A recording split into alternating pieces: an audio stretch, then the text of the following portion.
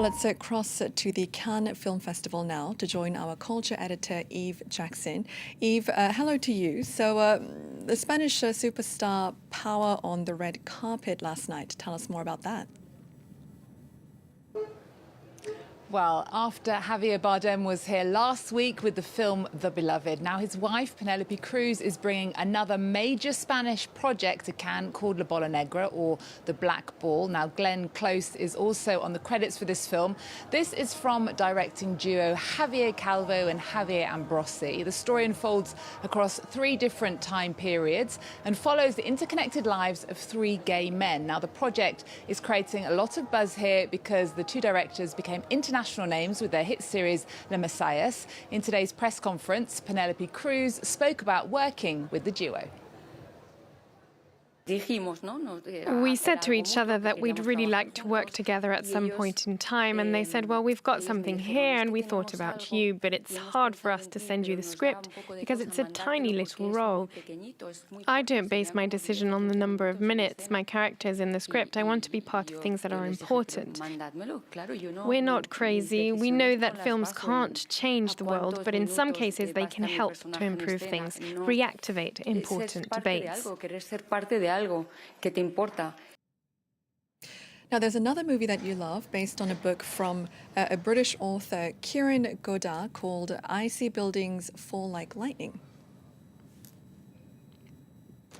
Yeah, this is from director Cleo Barnard, and she turns this story about 5 working-class friends in Birmingham drifting apart into something really emotional and universal. Now, Joe Cole, who people know from Peaky Blinders, Gangs of London and A Prayer Before Dawn, is brilliant in this film as the one friend who escaped, got rich and discovers success doesn't necessarily make you happy. I caught up with both him and the director earlier in the festival.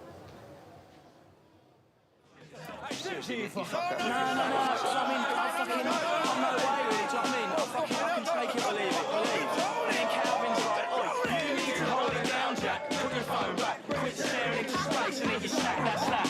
She'll want you much more for not hanging on. Stop me if I'm wrong, Joe and the rest of the cast just did such remarkable work of kind of bonding and creating a friendship group that I think we all probably know those people that we were at school with and grew up with, who know us inside out and we have a real intimacy with. He hasn't found happiness and he hasn't found the pot of gold at the end of the rainbow and needs to reconnect with his friends and his hometown.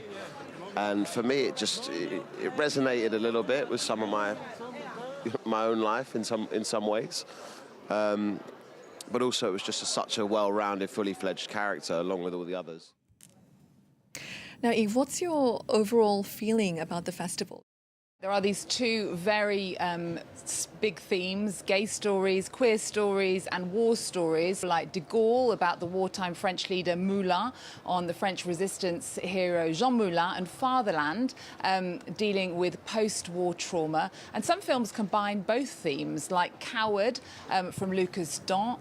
It's a First World War story about masculinity and hidden sexuality. There's also La Bola Negra, which we talked about earlier, starring Penelope Cruz and Glenn Close, which is set during the Spanish Civil War. It feels like filmmakers are responding to a world that feels more divided and politically tense right now. And do you have an overall favourite moment? Well, one of my favourite moments was at the premiere of Diamond, sitting just a few seats away from Andy Garcia as he received a standing ovation. Now, the film itself is a little uneven, but it's warm, old school and genuinely charming. And there was something really moving about seeing a Hollywood veteran finally bring his 20-year passion project to Cannes. Now, tell us about this year's best looks on the red carpet. Well, that's what everyone's looking at, really, isn't it? It's been a really elegant Cannes this year, but the queen of the red carpet has most certainly been Demi Moore. Now, she's part of this year's jury, and the standout was this huge pink dress with an oversized bow that she wore. After so much black on the carpet this year, it was refreshing to see something playful.